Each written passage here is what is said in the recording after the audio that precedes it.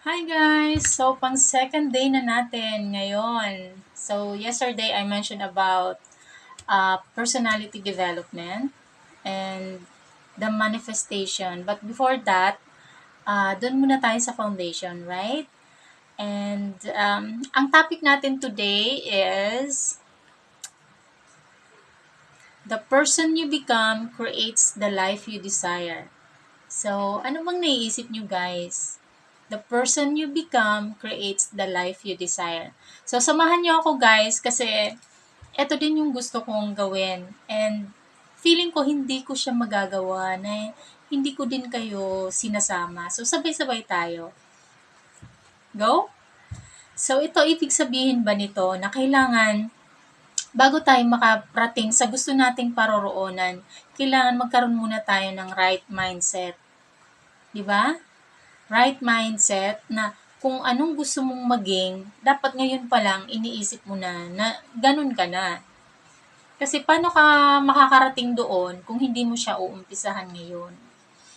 And nagtataka po ba kayo na yung iba, halimbawa yung friend mo, parehas kayo ng dream, siya nauna na sa'yo, ikaw hindi pa rin. Maybe naiisip mo yon, di ba? Bakit si ganito, okay na siya, well off na ang family nila, pero ako nandito pa din. Well, maraming factors.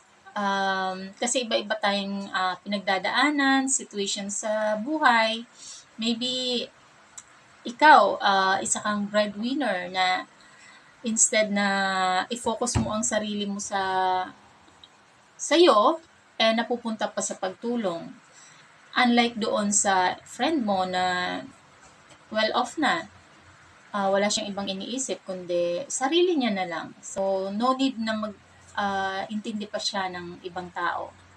So, what I'm trying to say is, kailangan daw, before your life changes, your identity changes.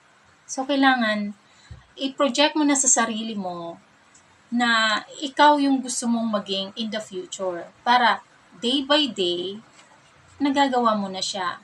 Kasi yung success daw is not an overnight process. Kinabukasan mo successful agad. Hindi, di ba?